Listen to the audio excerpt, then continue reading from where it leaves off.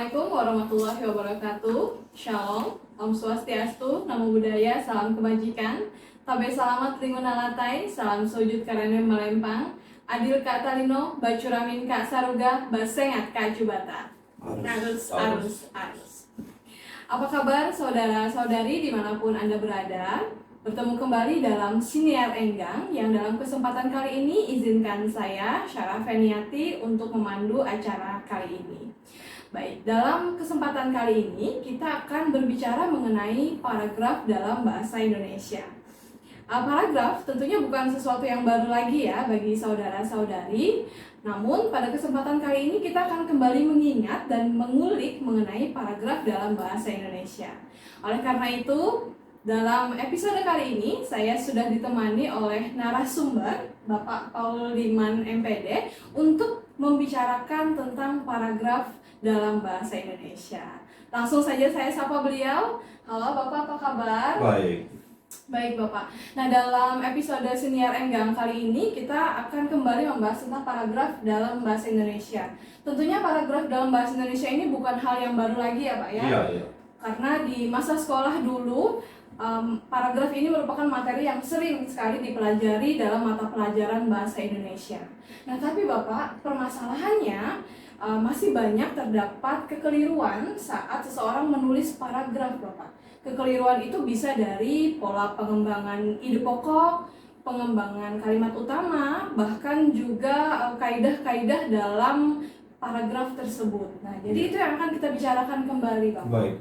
Jadi kalau boleh, Bapak perkenalkan kembali sebenarnya paragraf itu apa sih, Pak? Jadi begini, paragraf itu pada intinya adalah penuangan buah pikiran dalam sebuah karangan. Jadi dia merupakan bagian yang penting sebenarnya di dalam satu paragraf. Jadi kalau kita akan melihat sebenarnya, lalu sebelum kita membahas lebih jauh, mari kita lihat beberapa pendapat mengenai paragraf ini. Baik.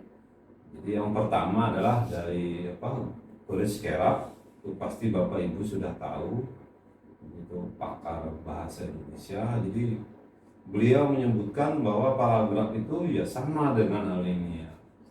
Jadi alinea adalah menurut Boris Kerap, jadi dapat kita lihat dari tayangan Salindia. Jadi alinea adalah kesatuan buah pikiran yang lebih tinggi atau lebih luas dari kalimat, karena memang paragraf ini sebenarnya dikembangkan jadi dari pokok pikiran. Nah, jadi pokok pikiran ini sebenarnya berasal dari beberapa kalimat-kalimat. Nah, lalu pendapat yang kedua mengatakan alinea adalah himpunan kalimat yang bertalian dalam suatu rangkaian untuk membentuk sebuah ide. Nah, sehingga kalau kita membahas tentang paragraf, tentu saja kita akan bersinggungan dengan kalimat, karena di situ jelas dikatakan bahwa paragraf itu rangkaian dari kalimat yang membentuk suatu ide. Baik. Nah, tapi sebenarnya Bapak, apa sih Ya. fungsi paragraf itu, Pak? Nah, fungsi paragraf itu sebenarnya ada beberapa. Yang pertama adalah untuk menandai pembukaan topik baru. Jadi biasanya kan kalau di dalam alinea, kalau kita kenal, atau garis baru kata orang dulu, jadi ada menjorok ke dalam. Jadi itu menandai bahwa itu pembukaan topik, bahwa itu adalah pokok pikiran yang baru. Tetapi ada juga yang sebenarnya merupakan pengembangan lebih lanjut dari topik yang ada. Jadi yang pertama misalnya di dalam paragraf yang satu menjelaskan tentang misalnya Indonesia, lalu kemudian dikembangkan lagi di dalam topik yang merupakan penambahan dari yang sebelumnya. Kemudian yang ketiga adalah untuk memerinci sebenarnya apa yang sudah diutarakan. Jadi misalnya Selain itu, selanjutnya, jadi biasanya kan ditandai itu untuk memberikan rincian Rincian. pada paragraf yang sebelumnya. Jadi bisa dilihat dari slide, misalnya kegunaan paragraf itu. Baik, jadi tadi fungsi-fungsi paragraf Iya, ya Pak ya. iya. Nah, bagaimana kalau tentang syarat-syarat Pak? Ada tidak syarat khusus dalam pembuatan atau penulisan paragraf? Tentunya syarat ini bertujuan agar paragraf yang ditulis itu nantinya menjadi efektif ya Pak ya? Iya, Ada iya. tidak Pak? Ya memang ada. Oh, ada. Jadi di dalam kaitan ini, jadi sebenarnya ada. Jadi yang pertama, karena itu adalah satu topik, jadi satu kesatuan ide atau gagasan, makanya syarat yang pertama adalah kesatuan. Kesatuan. Jadi artinya kesatuan pokok pikiran. Jadi ada gagasan di situ. Nah biasanya lalu berkenaan dengan kalimat deduktif, induktif atau campuran. Nah, sehingga di situ mengandung satu gagasan pokok atau topik. Nah, jadi di dalam sebuah kalimat itu paragraf harus membicarakan gagasan pokok tadi. Gitu. Nah, jadi untuk lebih jelasnya, jadi kita lihat pada salin dia berikut ini. Ini contoh dari kesatuan, jadi syarat-syarat dari paragraf itu sendiri. Jadi dapat dilihat di sini kebutuhan hidup sehari-hari dan selanjutnya. Nah ini kan semuanya ini berkaitan erat kalimat satu dengan kalimat yang lainnya. Jadi saling berkaitan. Jadi yang pertama, kalimat pertama membicarakan tentang kebutuhan hidup. Nah lalu yang kedua adalah itu berkaitan dengan adanya penghasilan. Nah kemudian yang berikutnya itu kelanjutan dari penghasilan itu adalah berkenaan dengan bagaimana penghasilan itu rendah atau tinggi. Nah lalu yang berikutnya memperjelas, jadi memperjelas kalimat yang di atasnya.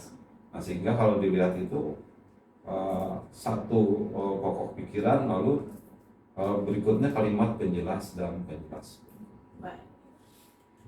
Nah yang berikutnya, nah ini sama juga, ini contoh salin dia ini.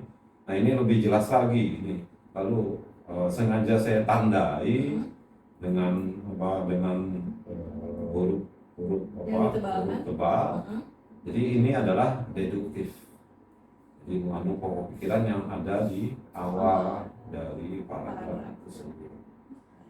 Nah yang kedua adalah syarat yang kedua adalah kepaduan.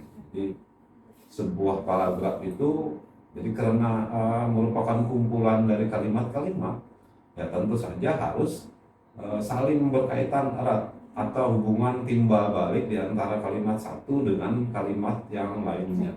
Jadi makanya disebutkan tadi, jadi dia bisa saja merupakan kalimat penjelas dari kalimat yang sebelumnya, atau demikian juga misalnya kalimat khusus penjelas. Jadi lalu akhirnya pada induktif, lalu itulah gagasan utamanya letaknya di akhir, jadi itu induktif. Nah lalu kemudian kepaduan, jadi ada beberapa bagian kepaduan itu. Yang pertama adalah pada segi unsur kebahasaannya, misalnya bisa digunakan misalnya ada repetisi atau pengulangan. Jadi pengulangan ini sebenarnya fungsinya untuk memberikan kejelasan tentang kalimat yang sudah disebutkan pada bagian terdahulu. Nah bisa saja dengan misalnya kata ganti, pemakaian kata ganti. Nah kata ganti persona ini biasanya umum digunakan. Nah kemudian pada bagian yang lain ada ungkapan penghubung. Jadi ungkapan penghubung ini adalah berkaitan dengan merincikan atau menambahkan penjelasan tentang kalimat yang sudah disebutkan pada bagian terdahulu. Nah kemudian ada juga yang kepaduan ini menyangkut pemerincian atau urutan isi dari paragraf. Nah ini sudah saya singgung tadi pada bagian yang pertama tadi. Jadi bagaimana cara mengembangkan pikiran utama menjadi sebuah paragraf dan bagaimana hubungan antara pikiran utama dengan pikiran penjelas. Nah, jadi rincian ini sebenarnya lalu mengarahkan kepada ya 3 jenis. Misalnya contohnya adalah paragraf deduktif. Jadi artinya gagasan utama pada bagian awal, lalu selanjutnya ya adalah pikiran penjelas. Nah, lalu kalau induktif, lalu itu berkenaan dengan pada kalimat utamanya di akhir. Jadi bagian awal itu merupakan kalimat penjelas. Itu biasanya. Nah, kita lihat pada bagian kalau ingin jelas tentang apa yang saya sebutkan, nah kita lihat misalnya contoh pemakaian repetisi atau pengulangan tadi. Jadi sebenarnya ini kalau kita lihat di dalam paragraf ini, jadi kalimat 1 itu memuat penentuan tujuan misalnya. Nah, lalu repetisi ini lalu dilanjutkan dengan penegasan terhadap tujuan itu. Jadi tanpa ada tujuan yang sudah ditetapkan, nah materi yang kita berikan itu selanjutnya, nah lalu pada kalimat yang berikutnya dengan mengetahui tujuan, jadi ada 3 kata kunci di sini yang direpetisi, diulang untuk memberikan penegasan terhadap apa yang pokok atau gagasan utama yang ada di dalam paragraf ini. Itu. Nah, kemudian untuk contoh pemakaian kata ganti, jadi, nah kenapa harus ada kata ganti? Karena memang kalau pada kalimat yang pertama, jadi ini contohnya misalnya dengan penuh kekuasaan Pak Marto, nah itu kan sudah disebutkan Pak Marto namanya ya. Nah lalu kalau ingin paragraf itu padu, kemudian nanti mampu memberikan variasi yang bagus terhadap kalimat dalam satu paragraf itu, jadi tidak mungkin kita mengulang Pak Marto lagi, jadi orang akan bosan. Lalu dibuatlah kata ganti, lalu iya-nya untuk mengganti persona Pak Marto itu, kata ganti orang. Nah lalu di sini, jadi untuk contoh kata penghubung atau ungkapan penghubung, jadi penghubung antar kalimat, jadi ada unsur kalimat lalu yang menghubungkan unsur kalimat yang lainnya, lalu di sini digunakan ada pembentuk kalimat. Jadi di sini bisa kita memakai meskipun, walaupun, tetapi, melainkan, atau maka, jika, dan yang lainnya. Nah itu adalah kata hubung atau penghubung. Nah lalu ada istilah ungkapan penghubung. Jadi satu kalimat lalu untuk memperjelas kalimat yang sudah disebutkan lalu dikatakan kata ungkapan penghubung. Jadi bisa dengan demikian, jadi mempertegas apa yang disampaikan atau dirincikan pada kalimat yang sebelumnya lalu ditegaskan. Dengan demikian, oleh karena itu, jadi oleh karena itu kan untuk menegaskan kalimat yang sebelumnya, atau misalnya jadi. Nah ini biasanya memang pada kalimat yang pada paragraf yang masuk di dalam induktif, biasanya jadi, dapat disimpulkan misalnya. Itu selain itu, jadi selain itu tuh memberikan alternatif pada kalimat yang sudah disebutkan pada kalimat sebelumnya. Nah, jadi penggunaan kata ganti dan ungkapan penghubung ini dapat dilihat pada salin dia berikut. Nah ini sebuah contoh paragraf. Jadi itu dapat dilihat bagaimana sebenarnya penggunaan dari kata ganti dengan ungkapan penghubung. Di situ dapat dilihat. Nah jadi itu kita lihat untuknya itu adalah kata ganti. Jadi kemudian selain itu, kemudian akan tetapi dengan demikian, nah itu adalah ungkapan penghubung. Baik. Nah, lalu ada pemakaian kata transisi di dalamnya atau ungkapan penghubung tadi. Jadi artinya kita lihat di salindia berikut ini, Pak Wira semakin sibuk, lalu kambing-kambing harus dicarikan rumput. Nah, jadi untuk melihat ada peristiwa yang terjadi di dalam kegiatan Pak Wira itu, lalu sementara itu, jadi ketika Pak Wira itu sibuk, nah, lalu di situ ditambahkan sementara itu, kemudian ditambah lagi apa lagi, itu transisi pada bentukan peristiwa yang terjadi ketika membicarakan tentang Pak Wira tadi. Nah, lalu yang ketiga adalah kelengkapan. Jadi kelengkapan disebut lengkap itu karena harus memenuhi unsur-unsur di dalamnya. Jadi suatu paragraf dikatakan lengkap jika berisi tentang kalimat penjelas yang cukup. Jadi artinya gagasan utama itu perlu dijelaskan lebih lanjut. Jadi itu. Jadi kita lihat di sini. Jadi ada contohnya di dalam salindia itu, di suku Dayak tidak termasuk suku yang suka bertengkar. Nah, lalu di situ kita harus memperjelas. Jadi apa yang di sini saya tandai bertengkar, lalu untuk memperjelasnya itu apa? Lalu mereka tidak suka berselisih atau bersengketa. Baik. Nah, jadi ada 3 syarat ya Pak ya, Iya, tadi ada kesatuan, kepaduan, dan kelengkapan. Tentunya kalau semua syarat ini terpenuhi dalam penulisan suatu paragraf, nanti paragraf yang akan ditulis pasti akan jadi paragraf yang efektif ya Pak ya. Iya. Oke, baik. Nah, bagaimana kalau dengan jenis atau macam-macam dari paragraf ini Pak? Ada tidak jenisnya? Pasti ada dong ya? Iya, Pak, pasti ya? ada. Pasti Memang ada beberapa macam paragraf. Jadi umumnya jadi berdasarkan satu pendapat. Ini saya mengambil hadiah. Jadi katanya di situ mengatakan ada paragraf pembuka, ada paragraf penghubung, dan ada penutup. Jadi itu berdasarkan tujuannya. Nah, lalu kita lihat. Jadi kalau tadi disebutkan pembuka, jadi tentu saja artinya fungsinya jenisnya di sini adalah sebagai pengantar. Jadi berperan sebagai pengantar untuk sampai dengan masalah yang diuraikan. Jadi apa masalah yang diuraikan?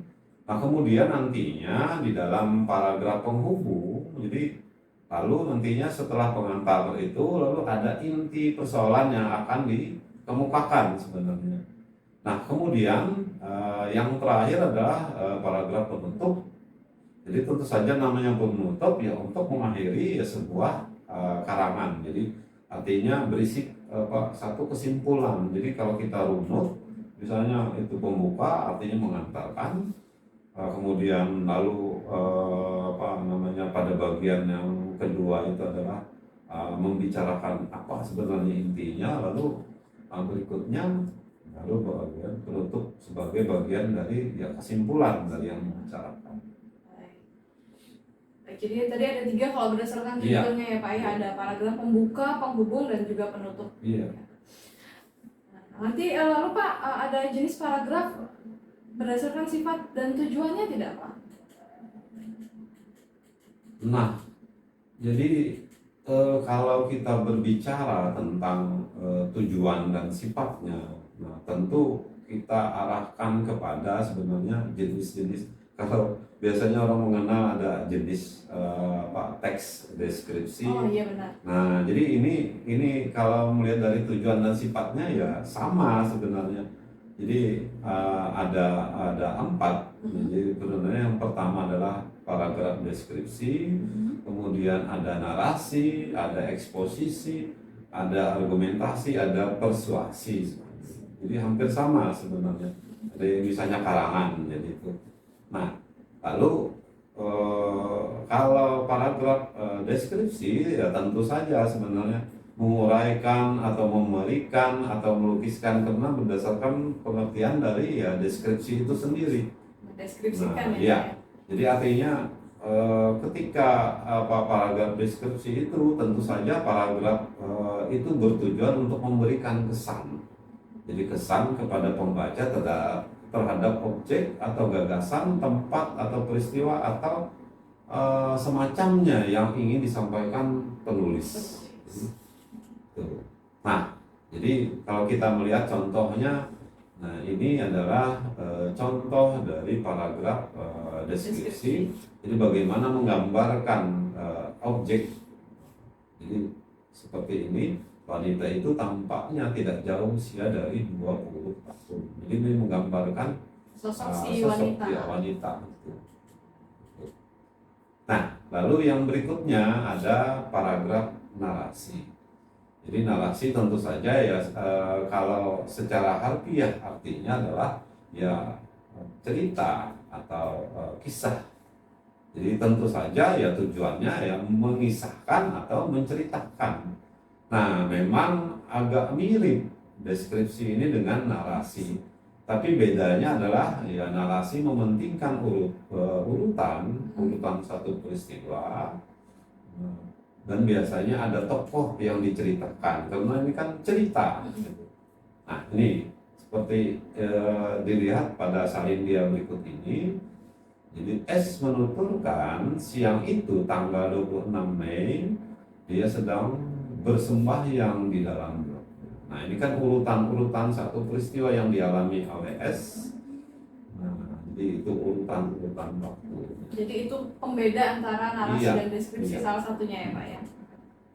Nah, yang berikutnya adalah paragraf eksposisi. Jadi paragraf bertujuan memaparkan, menjelaskan, kemudian menyampaikan informasi, kemudian mengajarkan atau menerangkan sesuatu tanpa disertai ajakan atau desakan.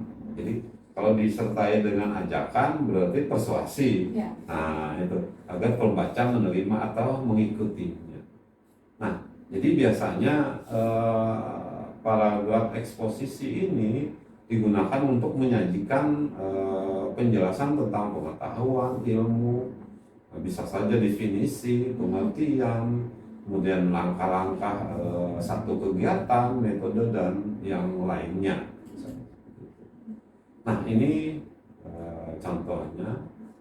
Jadi dalam salin dia itu dalam tubuh manusia terdapat aktivitas seperti pada, nah ini contohnya. Nah, lalu argumentasi, jadi ini jelas mengarah kepada ya artinya membuktikan atau menyampaikan satu alasan. Nah, jadi tentu saja tujuannya apa? Untuk menyampaikan suatu pendapat atau konsep atau opini tertulis kepada pembaca, jadi argumentasi. Nah, di sini ini contohnya argumentasi. Jadi sehingga pendapat kita sampaikan agar orang memahami apa yang kita sampaikan. Ini jelas misalnya dia. Nah, lalu persuasi. Nah, ini persuasi. Jadi tujuannya adalah membujuk.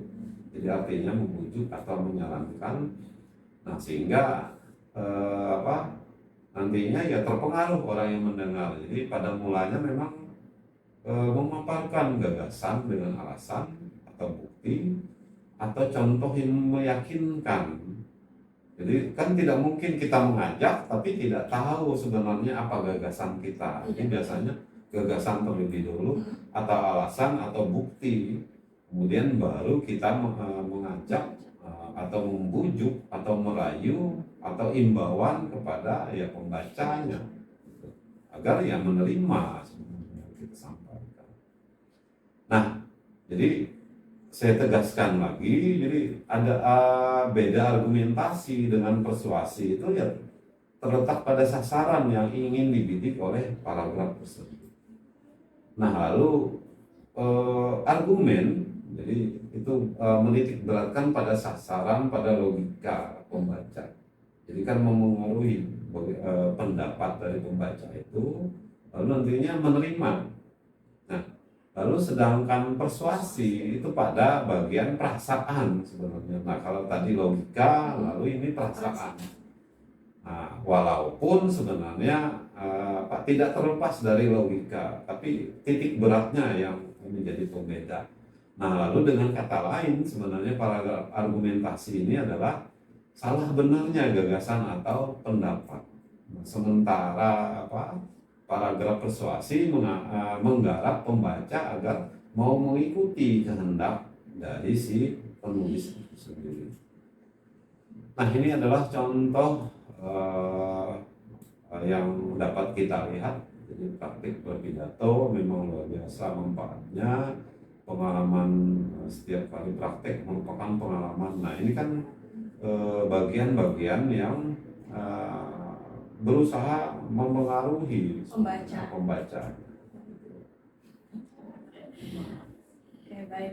Nah, materi tentang jenis paragraf berdasar tujuan dan sifatnya ini sebenarnya sering kali ya Pak ya dibahas dulu di masa sekolah oleh guru di mata pelajaran Bahasa Indonesia. Tentu saudara-saudari juga mengenal betul jenis-jenis paragraf ini, dan kami berharap setelah menonton tayangan tentang paragraf dalam Bahasa Indonesia ini akan semakin terasah lagi pemahaman mengenai paragraf dalam Bahasa Indonesia.